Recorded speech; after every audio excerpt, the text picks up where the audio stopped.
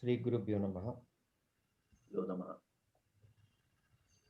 Vijayadashami Subhakankshulu. I warmly welcome you all to this conversation with P.S. Narasimha Garu.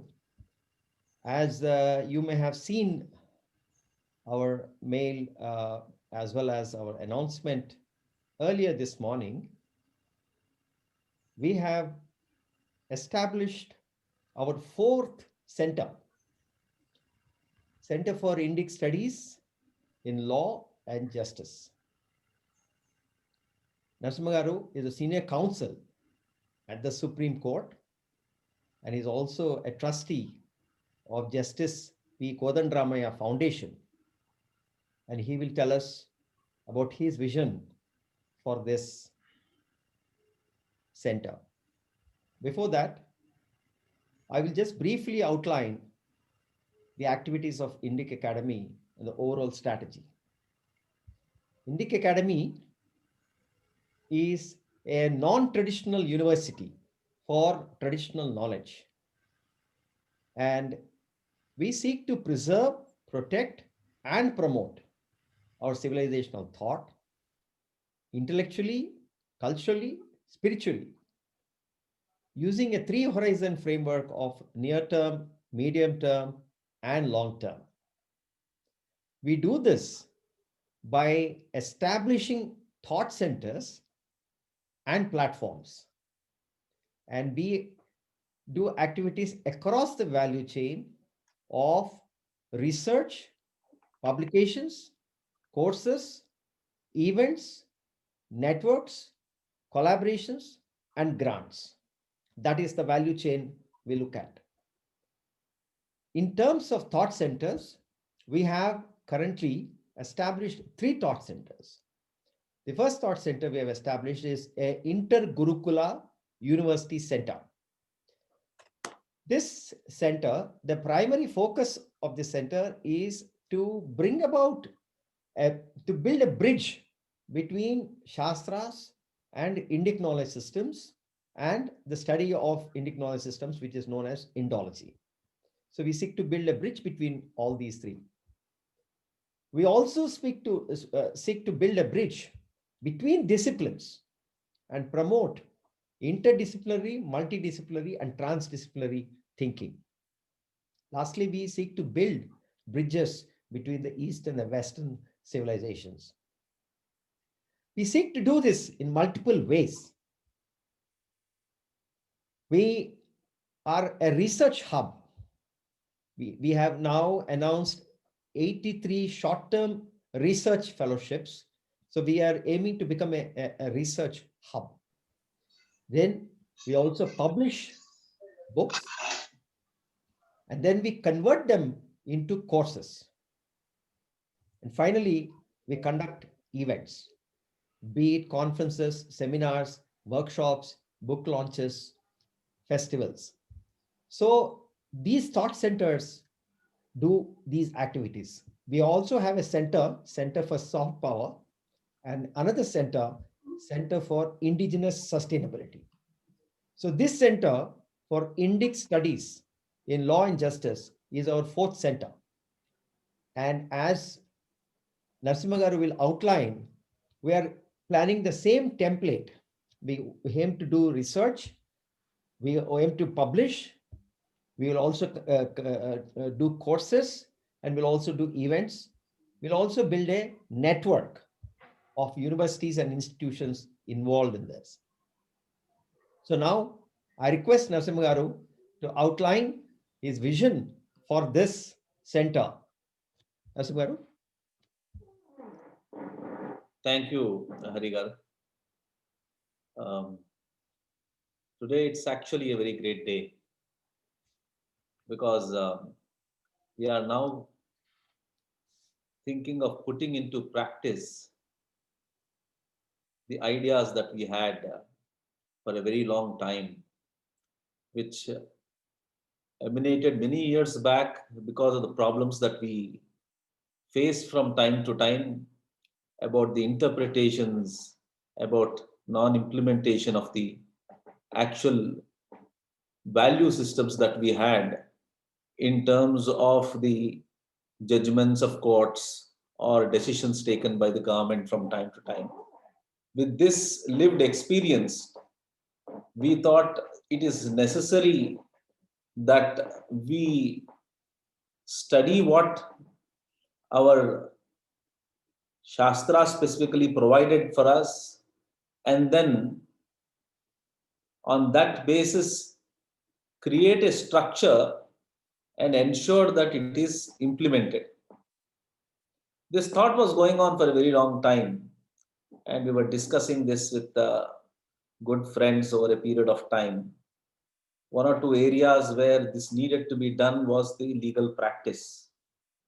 It was also the area of public discourse, even the area of parliament, journalism.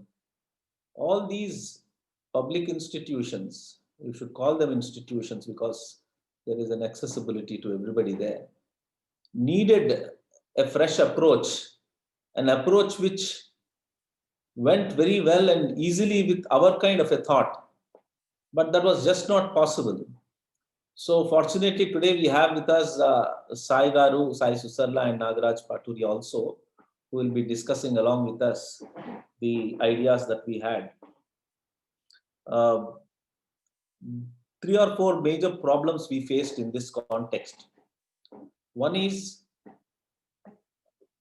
our education being basically in English, and most of us through the English medium schools.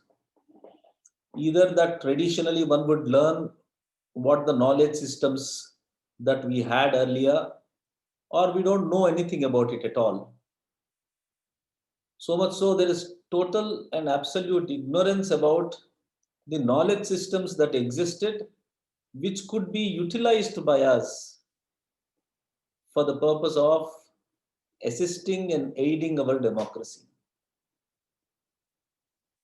With this gap that we had, the primary thing which needed to be done is to first and foremostly understand whether there are any systems that existed which would help us in the democratic process. Our assumptions all through had been that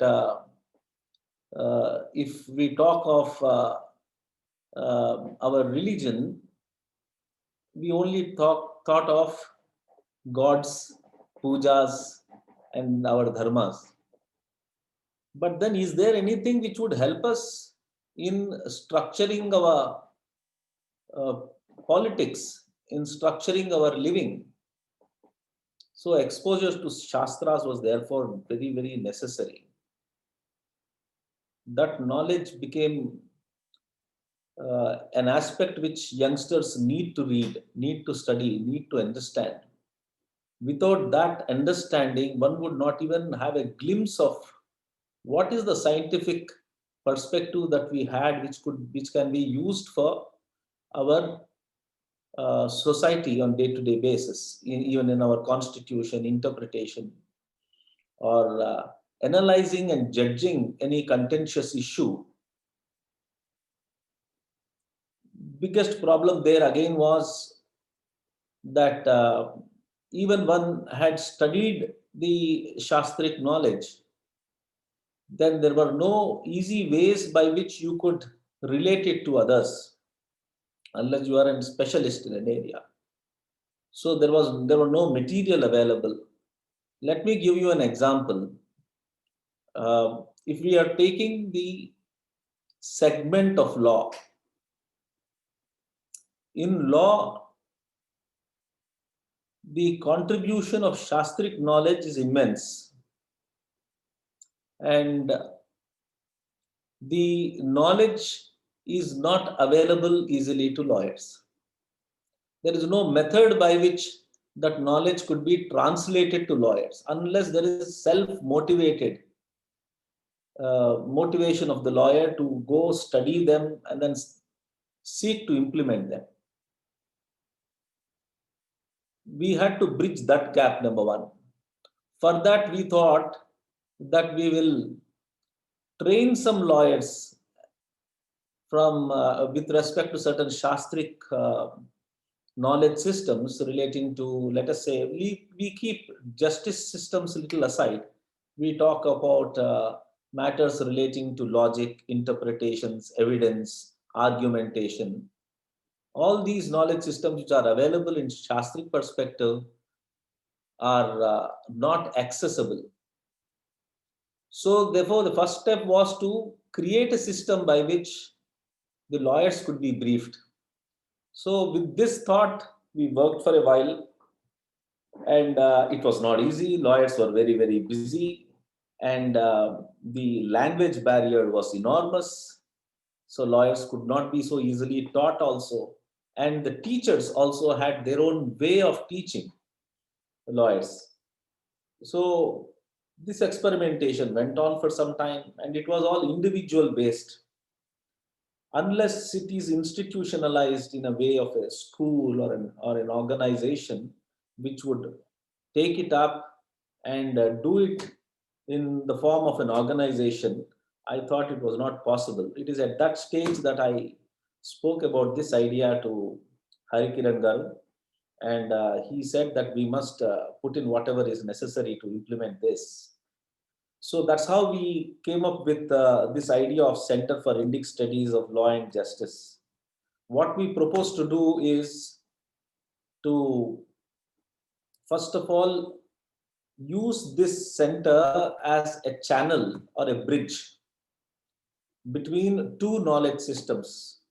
The first knowledge system, we thought we have the best of the minds in all professions, so like be it lawyer, be it advocacy, or be it judiciary, journalism, or whatever it may be.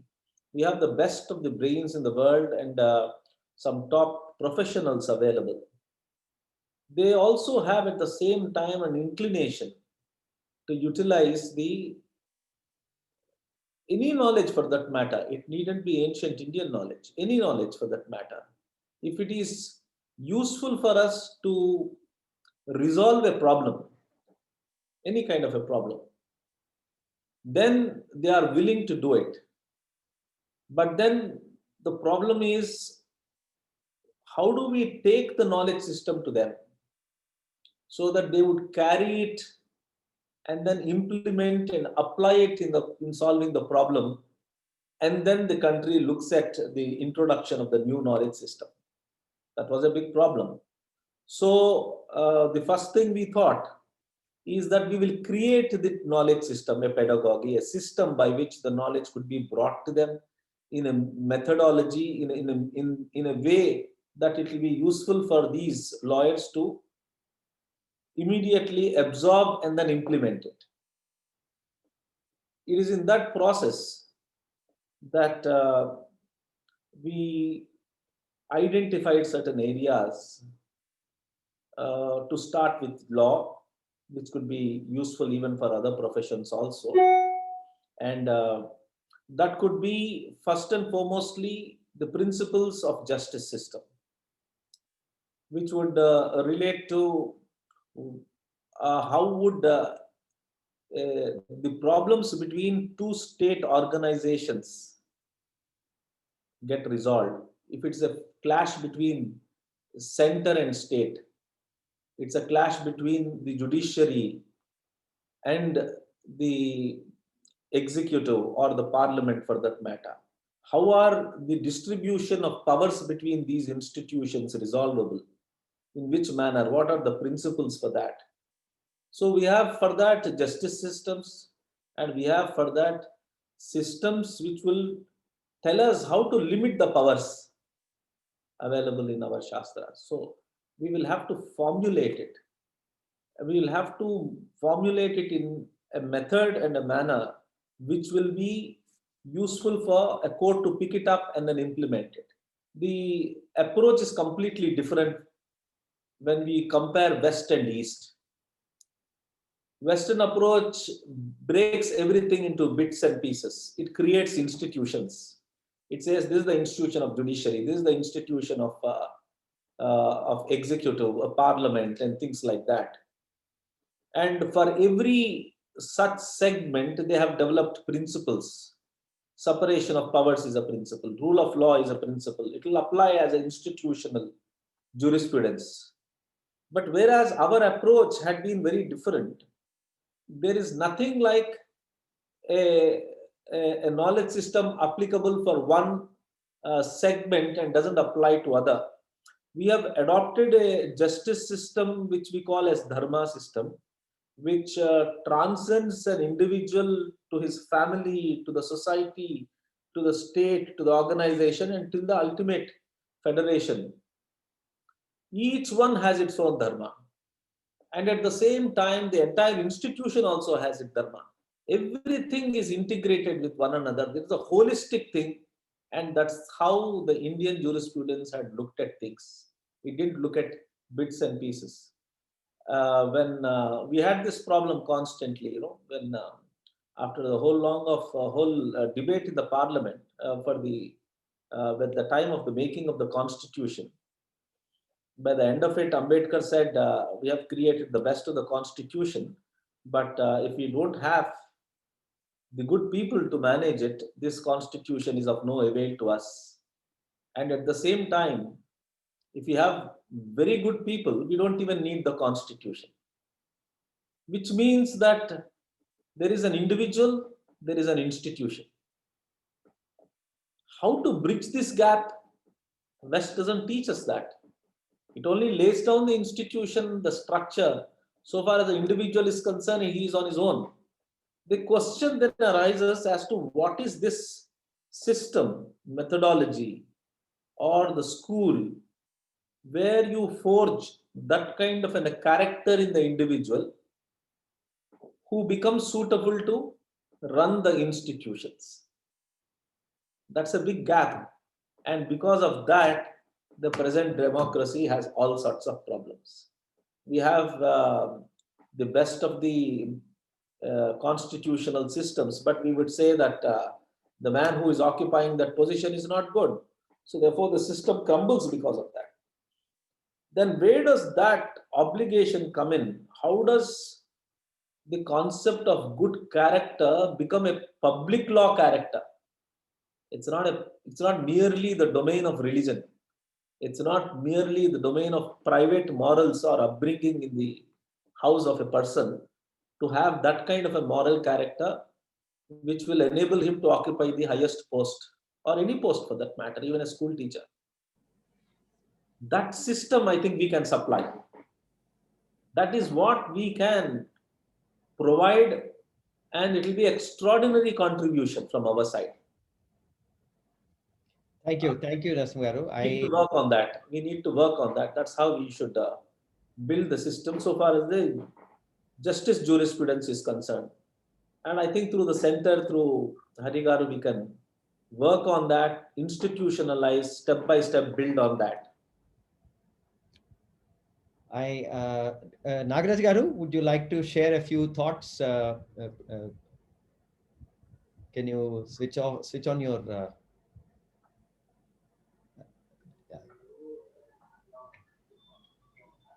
I'm as excited as every other panelist today. As Narasimha Garu has been saying, this has been a long discussion towards starting this center, launching this center. And I'm also happy to share that I've been associated with Pamdigantam Kodandaramai Garu, in whose name the center is being instituted. I was very happy and excited to get introduced to Narasimha Garu through Harikiranji.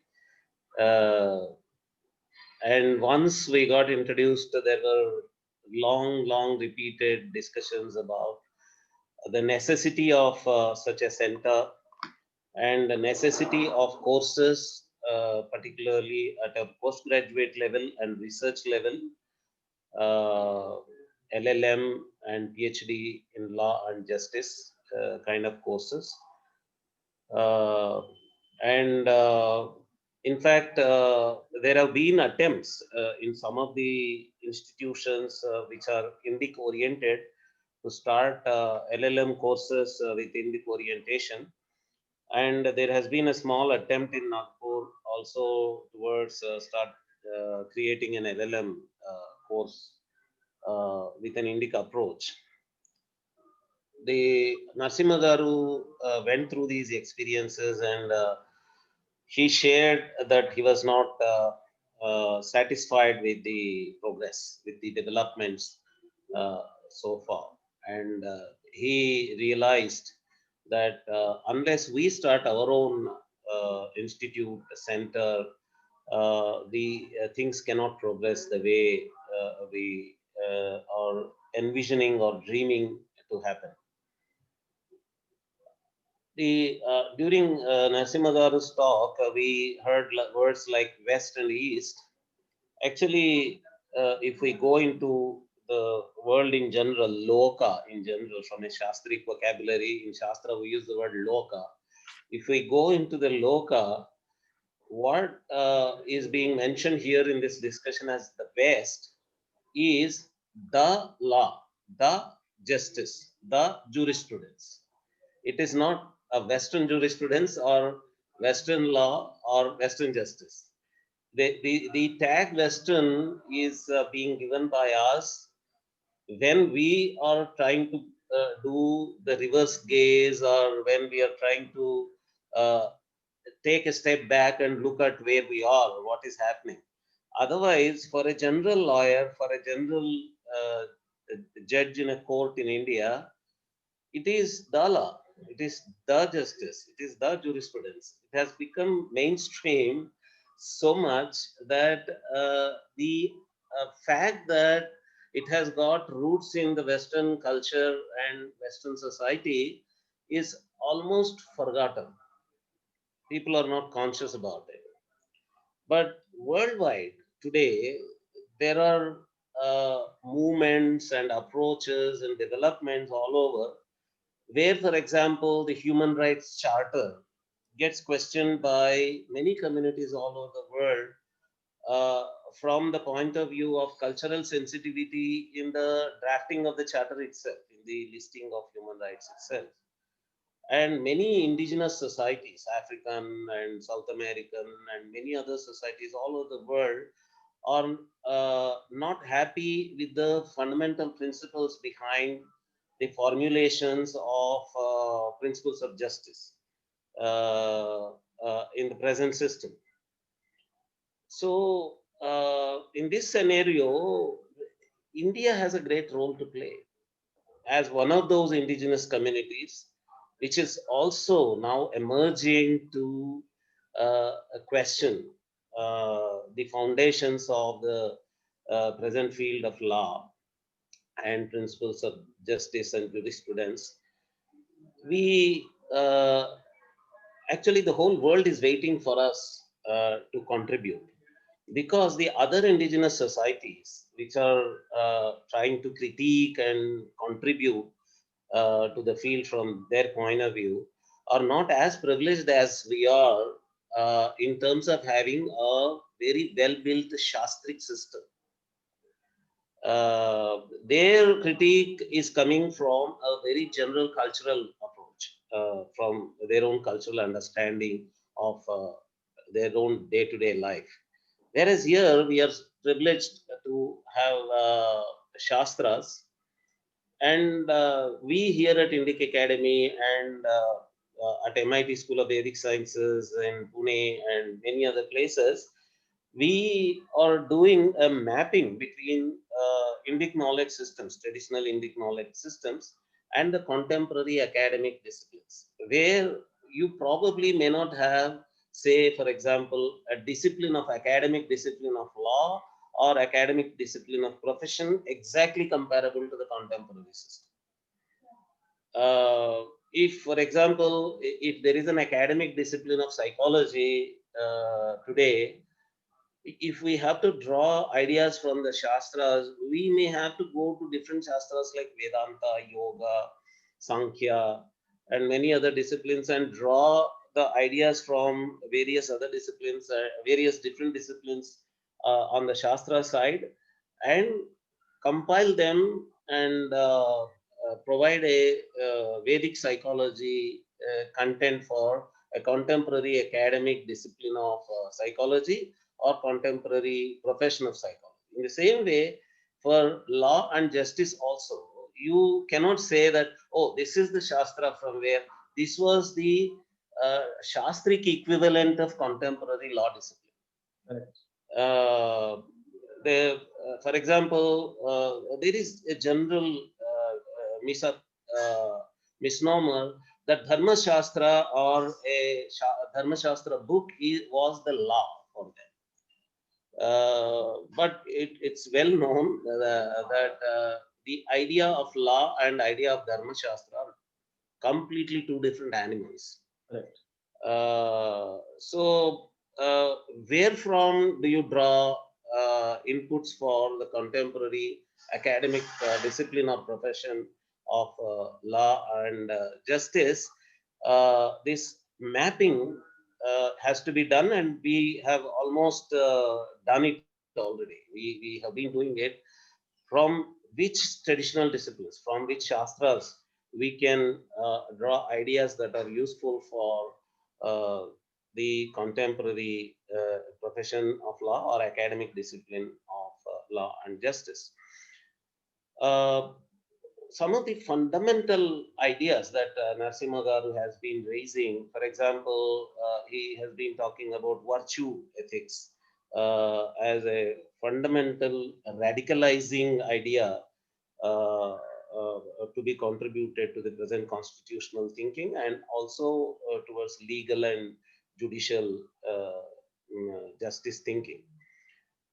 That's what he was, in a very simple terms, in popular terms, he was talking about individual and institution. So that individual and institution connection comes when you realize that virtue of the individual has a great role to play in the delivery of justice and formulation of law, formulation of legislation, and execution of the law, and deciding when there is a dispute. Presently, we have issues like liberty, a very, very big topic in law. Equality is also a very big slogan. Narasimha Garu has been asking us to focus on the third in the French slogan, fraternity. So he has been saying that we have to contribute to the contemporary thinking of law and justice by bringing in the idea of fraternity, community, all this, because the overemphasis on the other two slogans has led to a lopsided approach to the fundamental principles of justice. These are some of the fundamental philosophical questions on which we have to at least initiate the discussion among the legal and judicial circles. And this center will not only initiate the discussion, it is going to formulate and curriculum design, and with a strong pedagogy will bring in whatever is required for both the academic disciplines and professions of law and justice to be strengthened on the basis or on the foundations of Vedic Shastric understanding of the issues relevant to these discipline and professions. Adding to this, I just wanted to say that center is open-ended in the sense that the final objective is only pursuit of truth and knowledge. Wherever knowledge system is available, east, west, or wherever it may be, it doesn't really matter. As long as that system, if upon testing by us and analyzing and understanding, is of a better value, or if it is closer to truth, then that should be the one which should be utilized. And it's also a kind of an exploration. Why we talk about Shastric is for the reason that it has not been explored, and there is a hunch or that some idea that there is definitely a much valued resource available there, but then nobody has looked into it in detail from the perspective of professions and their utility. So then let us explore, see how it could be used here with with a good amount of benefit. Then if it is not useful, then we will move on.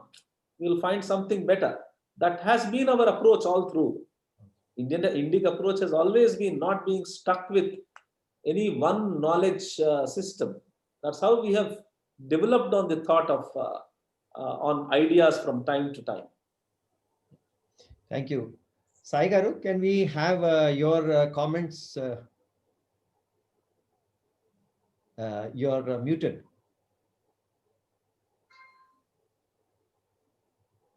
So, as a person who wants to bring contemporary relevance to the Indian knowledge and looking at it from the perspective of what value it brings to the society today, I'm very, very excited to see this this happening in the domain of law and justice, and especially because Shastra study has been happening in the recent times in a preservation mode to kind of retain what was there and transmit to the next generation.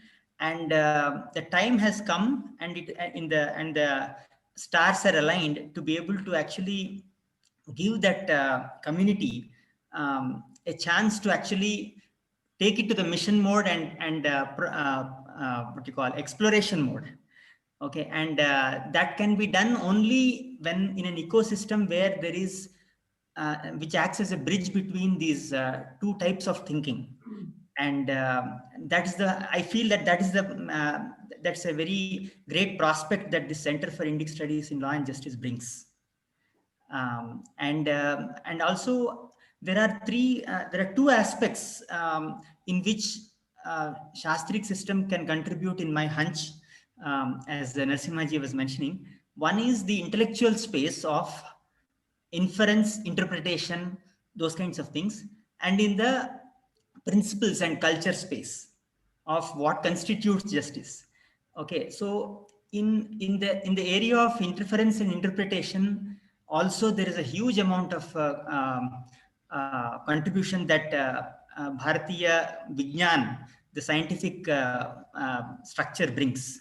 And I feel that is not only in the realm of making the court proceedings or the transactions more rigorous and what you call amenable to clarity, but also to reduce the amount of frivolous or things that can be made less manual, so that you can actually focus on the more important, more difficult problems to address by bringing in technology into the picture. And the codification that Shastras bring to the areas of inference and interpretation can help a lot, and when combined with artificial intelligence. So I am excited about that also. I'm very happy to see this going on. And thank you.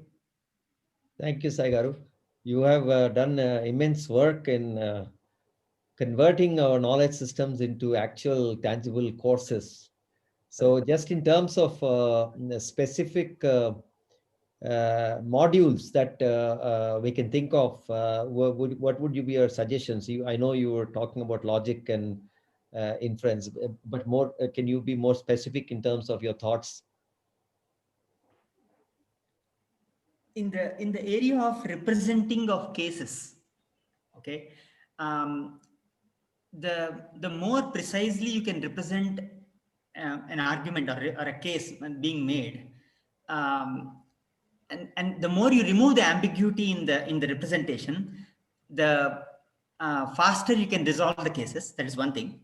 And the modern technology has gone a long way in addressing this very aspect, how to deal with ambiguity on the one hand, and Shastras bring how to reduce ambiguity on the other. So if these two can be brought together, for instance, we can help lawyers, for instance, in doing like the 80% of the difficult aspect of figuring out what is the actual core problem here by engaging machine intelligence into the picture. That's one example I can think of. So Nyaya Shastra, Mimamsa, those things can help there. Thank you. Narasimha Garu, like Sai Garu was mentioning about the second aspect. Yes, yes. He was talking about one is the actual representation, evidence. You were talking about evidence. And second is the actual justice part of it, and based on the issues that we face. We have ourselves in the recent past faced a few of cultural issues, whether it is Sabarimala or Ayodhya. So there we actually felt the need for the representation as well as the understanding to be rooted in our tradition. Do you think this would? How do you see this making a difference there? See, broadly, as I was saying, that we categorize the knowledge that we can import from our existing Indic systems. One is, as I was telling you, that something of justice-oriented systems. Second is the pragmatic systems. That is evidence. That is about good methods of arguments, proper reasonings in a judgment. These are far more important, and we don't really talk much about that. And there's a lot of science in that. I'm using the expression science in the sense that if we talk of Indian Evidence Act, Indian Evidence Act is in the nature of very beautifully laid down structure under which inquiry into any fact is to be found. If a statement is to be believed, how it is to be believed. If a fact is to be proved, how a fact is to be proved. And how a system of inference can be drawn by a judge. What is reasonableness? So these are the kind of things over decades. The Western methodologies have developed concepts. Now, it is not that there are no such concepts existing in Indic law, but then those need to be identified and brought about. That's the major portion of our work which we are going to undertake. Like, for example, if a judge is to draw an inference, what is the standard of such inference? The law says that he should look at it from the standpoint of a reasonable man. If he looks at this fact situation, how would he conclude? The same standard must apply. So the other day when I had a meeting along with Saiji, with many scholars, we put those questions to them. In criminal law, we have this concept of proof beyond reasonable doubt. Now, under Shastric law, what is this proof? What is the equivalent concept, or is there a better concept?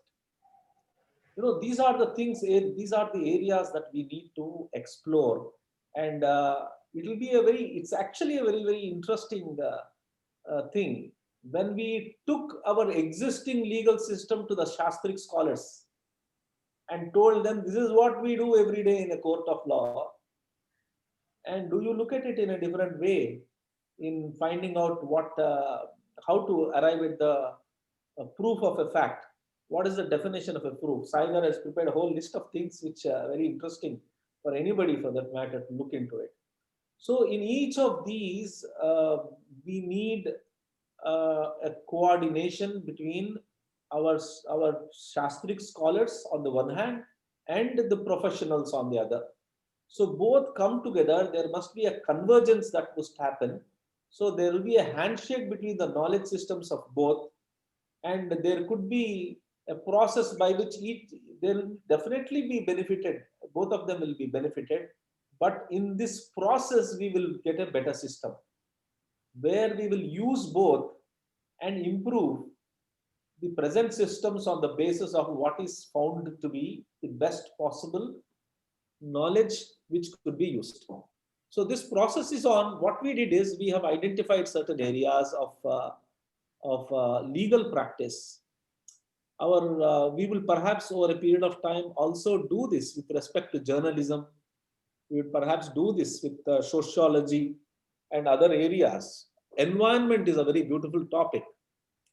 We utilized some portions of our Indic law when we were arguing cases before the Supreme Court. Like, I'll tell you one example where the Western concept was the world was created for humans. This is a biblical Abrahamic approach. World was created for humans. So therefore, they said, for future generations of humans, you will have to safeguard this world. So they developed the concept called intergenerational equity. So therefore, one generation must safeguard the environment for the next generation. If you swallow everything now and spoil the entire rivers, the forests, what will remain for our children? But then the question arises, is it only that humans, if some plant, some weed is of no value to humans, then we will say our future, our children also don't need it. So therefore you can destroy it. That approach is not a correct approach. But so far as the Eastern approach is concerned, with respect to environment, it had always been that humans are only part of the existence. He has as much a role as that of an ant, as we used to say, our parents, our grandparents used to say. What a small ant has as much a right over the planet and can assert as much claim over this ecology as any human could be. So therefore, what does you? You are not the owner of this world. So that approach had been very different. So that has been imported into environment law. And Supreme Court adopted that when we argued this case, saying that don't look at it in the perspective of whether everything is in need, will be of utility to humans or not. Look at it from the perspective of the ecology as such and safeguard it. So therefore, safeguarding the ecology for the purpose of the ecology itself, that's a very higher principle than that of the intergenerational equity principle. Like that, we could benefit our jurisprudence by adopting something better from that. There are a large number of such things which we could utilize. We could utilize like very great, many principles, like for example, every day we fight about this concept of how to manage right to speech. What are the limitations of right to speech? What is a hate speech? What are the limits? Is a hate speech also a right to speech? These issues are not actually taken to schools of learning in Shastric schools. When I was speaking at Tirupati University on some occasion, I was saying that the world needs you. The world needs your knowledge. And later, my understanding is that they need to know this world also. It's not that this Shastric knowledge must be confined to schools and colleges, where some teachers learn Nyaya Shastra or Vaisheshika Shastra and then do nothing but teach the next student. These have a great practical value also. You can resolve a problem.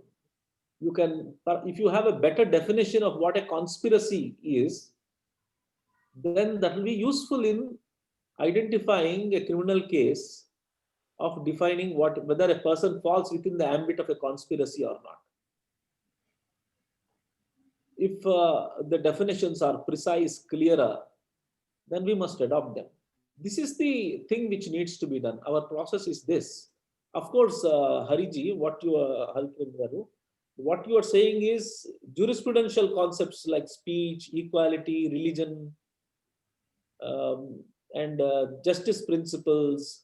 Is there any concept of, let us say, restraint or dhamma or self-restraint, maryada, equivalent to that of anything in the constitution, where a self-imposed restraint in the fundamental rights is only a right you exercise. But is there any concept where before you exercise the fundamental right, because you claim a right, right? You demand a right. But does it put an obligation on a citizen to not to demand because of some kind of a restraint he must exercise by himself. So these are jurisprudential areas which need to be explored. These are very important and very big issues. And the process by which we will go through them, through the scholars, through debate, the discussion, is a long process.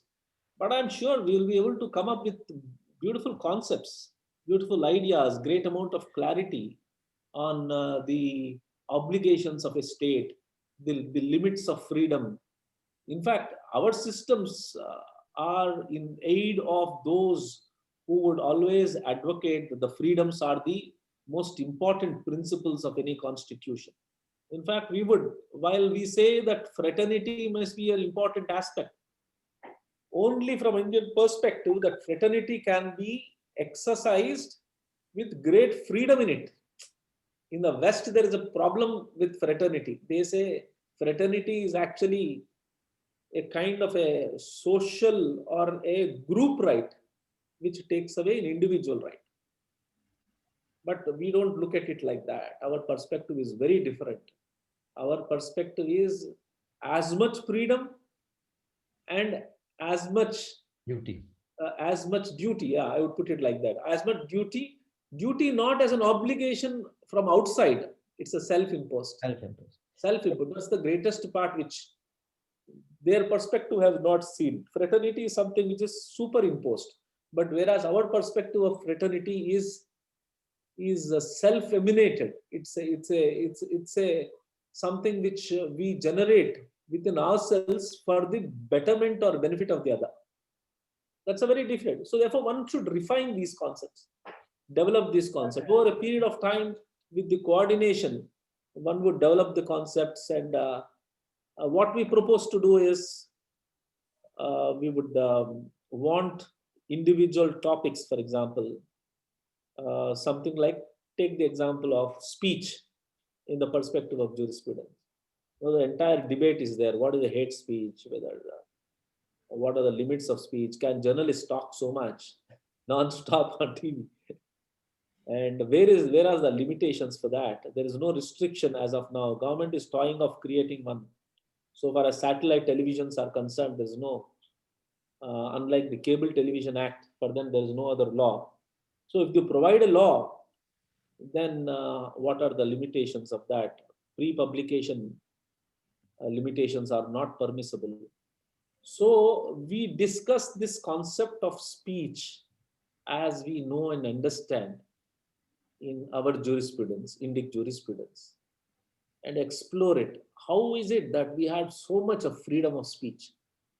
And was there a problem of restrainment of the freedom? If there wasn't, there are so many instances where Gurukulas, the teachers could say anything, but that the king could not stop him. It was an accepted norm. What is that? I mean, why did it happen like that? That kings also felt at one stage that we can't stop anybody from expressing his ideas and thoughts. We should gather those and then examine this and then publish them and let us put that in debate. Take, for example, rule of law. Rule of law simply says that ultimately I was discussing this with Nagaraj Garu. The king is not, the sovereign is not the last word. Western concept is king does no wrong. But we never ever at any point of time followed this concept. For us, rule of law always existed, because dharma, if it is violated by the king can be put to death. So everybody recognizes that there is a higher principle. But we have never formulated in the context of legal practice in courts, jurisprudence. We need to compile them. We need to put them in a manner which would be textbooks or journals or articles which could be utilized and brought forth and implemented. So Nagaraj Garu, how do you see this building of the bridge? How do you see the Shastra scholars, the traditional scholars, responding to the the modern lawyers. Do you think this bridge is, we have been trying to build a bridge. Of course, Inter Gurukula University Center is all about building bridges. But how do you see in this domain? Do you think it's doable, easy? What are your thoughts on this? With our experience with the Shastric scholars, with our experience in conversing with the Shastric scholars, we see a very great hope.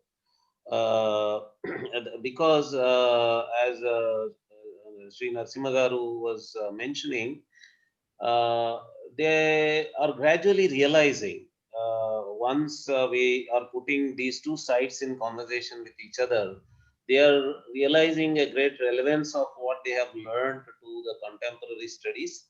So that gives them a positive, optimistic thinking about what Shastra can do to the contemporary society. And for us, their optimism is a great hope.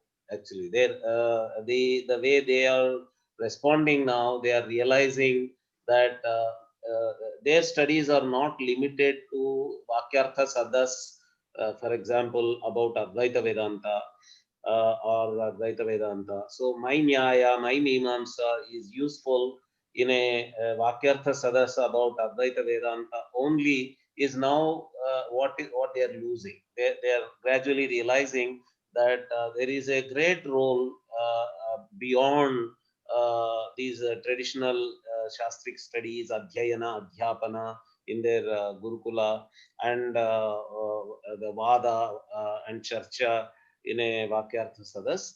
There is, for example, the methodology that I have been using in my pedagogy or in my debates or in my discussions and arguments, or what they are comparable to what is happening in the courts of law between two lawyers and a lawyer and a judge and all that. So why not I contribute to this area? Is what they are gradually realizing now.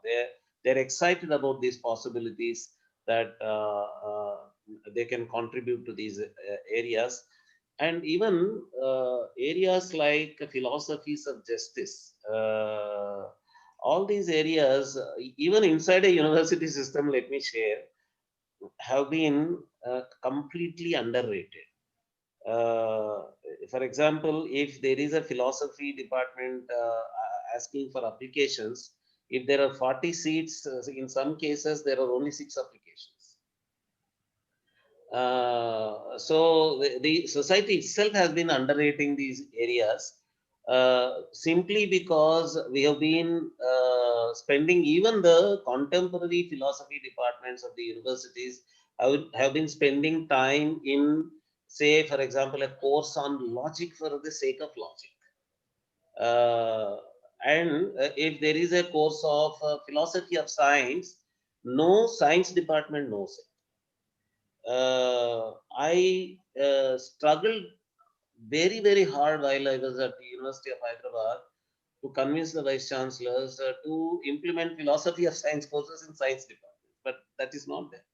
There is political philosophy inside the philosophy department. Political science student does not know that. There is social philosophy. Actually, what they call ethics comes under this.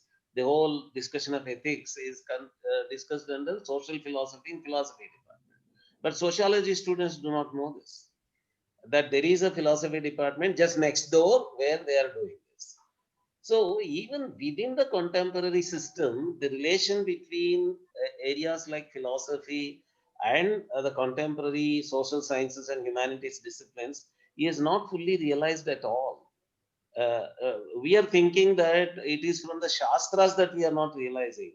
On the contemporary side itself, we have not realized. The students of law, for example, a student of LLB, does he know about how much philosophy is there in what he has to do when he goes into the world of practice? Uh, Only in some course at the towards the end of LLM, when jurisprudence is discussed, then he begins to realize that some philosophy is being discussed here. But once the whole world of academic discipline and profession of law and justice on the one hand, and the university departments of philosophy and the Shastra side, they all begin to realize that there is a great relevance to things that have been all these days thought to be some useless luxury discussions inside some forest areas or in some isolated university academic department of philosophy, which no one comes and attends and cares for. Now a relevance can be created once this bridging of not just gurukulas and the universities, within the universities also the relevant disciplines of humanities and the social sciences and the academic universities and the law colleges. So much of bridging is needed here, so which is not there today. But once you show the possibilities and necessities of these bridgings, I am sure everyone will be excited because they are no longer people of irrelevance. And I'm able to see that wherever I go and talk about these, people are getting excited about these possibilities. I have a point to make. Uh, you're on mute, Hariji. Yeah. Please, please. We have Yeah. another 10 minutes, so we can. Yeah, so just this announcement wouldn't have come at a better time because we have recently conducted a series of talks on how to transform humanities into human sciences by Professor Nagaraj ji. And I'm very happy to report that our next deep dive session, we have taken 10 areas, and one of them is actually law and governance. And we are going to start a course on a short course, 15-hour course on law and governance and Vedic perspective, what Vedic or Shastric discipline can bring to the theory and practice of law and governance. I think that basically provides in the modern parlance, what is called as philosophy, we call as models. Okay. A model is very important to be able to represent something and to reason about something. And unless you transform whatever knowledge is available in terms of models, you cannot actually reason about it and actually discuss it in a coherent way. And we want to see how Shastric understanding can be brought into the modern parlance in the form of a model. Okay, so that is one, of course, and of course, what are the foundations of law? What are the foundational principles of justice? And then how to look at the modern justice system from that lens. Okay, so Indian system provides a lens of looking at things, and this course is going to offer that. It's a good start. It's a good initial segue into this world. Thank you. Thank you, Zaga. Sir, can we have a last comments, Narasimha Garu? Also want you to deal a bit in your closing remarks about, unfortunately, I think the duties of citizen has been sort of come in 75 when it was not exactly a right time to come into the constitution. But we have not really heard so much on that topic, just in terms of highlighting the duties of a citizen. Could you just deal with that and see how that dovetails into dharma and the Indic justice? That's an interesting topic. As I was saying, that the way the West builds the concepts and principles, they are segmented. If you are talking of right, then absolute right. They don't talk of anything else. But we did a method by which we prescribed rights in the Constitution, but also at the same time prescribed limitations where the state could limit the freedoms. There was no place for duties because they were talking of rights. Now the question is this the way, is this the only way to look at it?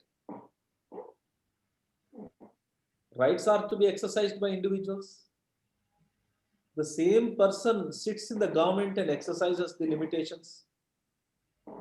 The same person is again as a citizen to exercise the duties also.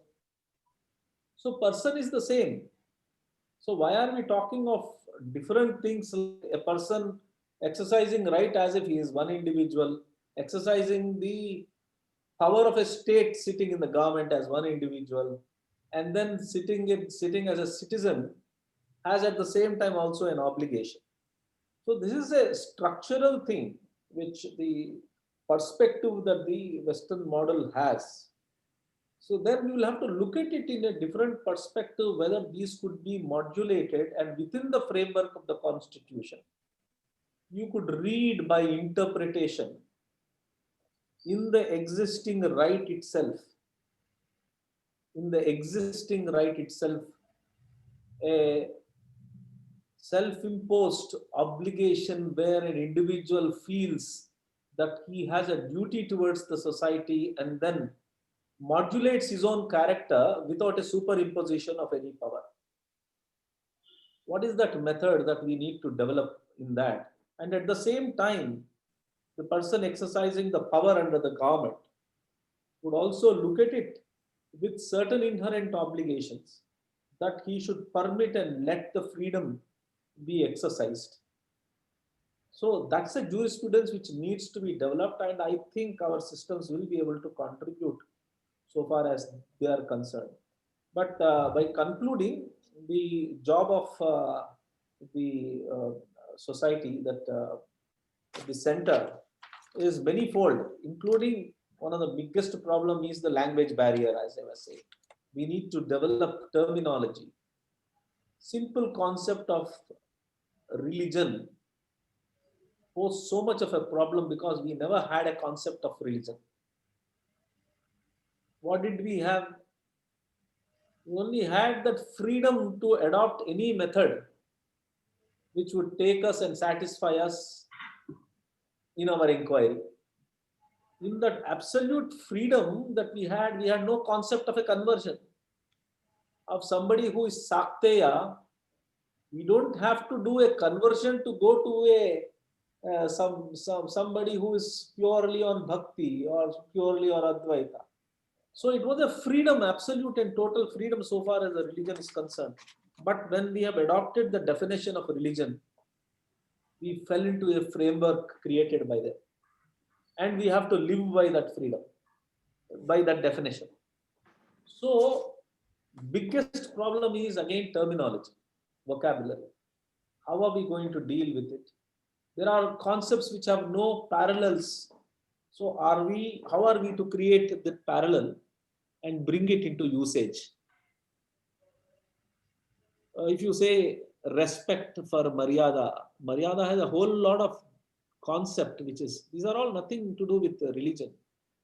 It's a restraint, some kind of a restraint, self-imposed restraint. How do you bring that into legal? If I go to a court of law and say, this is not my Maryada, where do I stand? What is the equivalent then? If I say, this is not my respect, it makes no sense. So there are very many concepts which need to be understood, for that the right word formulated, and then it automatically comes into existence. If we don't create terminology, if we don't prescribe meaning to certain words for usage in English, then that concept itself won't exist. So we need to create that. And legal history is another thing which my sister is a professor. She keeps also telling me about that. Legal history is also very important aspect that we need to work on. She's also in today's webinar. So we need to work on such things. Legal history will create, our center will look into that. We'll examine that. We'll create the necessary. We will entrust topics to a group of people to research and then produce the necessary treaties and text for us to take it forward. That's a lot of other things that we are looking at under your leadership. Thank you. And I hand it back to you. Thank you. Thank you so much, Nasim. It's We are grateful to you. We are grateful to you very much for giving us this infrastructure Thank you. And these are not possible for individuals to do unless you have a teamwork of large number of people working over various concepts. It will not be possible. We have to pool our resources, we'll have to pool our ideas, thoughts, and then pool others who are parallelly working. So one of the ideals of this center is also to provide this as a platform for those who are working in the same field, so that there can be exchange of ideas and thoughts on the same topic. So many people are working, everybody is inventing a wheel. It's a lot of time consuming and for nothing. Why everybody is repeating the same thing? If we provide that platform and say that this is an aspect which is being researched upon by this particular school, then they will get in touch with them. And we should provide that kind of a thing so that there will be cohesion in the working, and all of us will be benefited by that. Thank you. Thank you, Narasimha Garu. It's actually we're deeply grateful to you for giving us this opportunity to partner with you and set up this center. There's a lot of one thing that we noticed is that. Father's vision. Tomorrow is his birthday. Anyway. Oh, that's wonderful. Okay. So it's a very great thing for all of us. That's wonderful. Yeah. So thank you. Thank you, Sai Father was Garu. Thank you. greatly concerned. Sorry, but this last word. My father was also greatly concerned about the concept of dharma and its working in the pravritti marg, in the world, in the vyavahara. So that's the most important aspect of it, which these are our Ramayana and Mahabharata talk about how they were implemented. There are instances where how could be utilized. So we'll work on all this. I was greatly inspired by his ideas and thoughts. Thank you. Thank you so much. This is a great muhurta also. Yes. Vijaya Dashami is so called because the word Vijaya astrologically is a synonym for a lagna called Abhijit Lagna. Oh. So this Vijaya Muhurta, it is also called as Vijaya Muhurta. That is why it is called a Vijaya Dashami. That later became Vijaya Dashami. And Hampi was founded on this day. And it lasted for centuries. Vidyaranya. Yes. Vidyaranya started, and that is why it became Vijayanagara. And I'm sure, I'm totally confident that this will be another Hampi, this will be another Vidyanagara, this will be another institution for centuries to survive. Wow. Great. That's wonderful. Thank you. Very great. Sai Garu, thank you so much. Thank you, everybody. Everybody who's Thank you all for tuning in. And any of you who want to engage with the center, please write to us at namaste@indica.org.in. And anybody who wants to work with the center, please send us an email with your resume. So we look forward to making the center. We'll put up the details of the working of the center shortly. Yeah. Thank you. Thank you. Namaskar.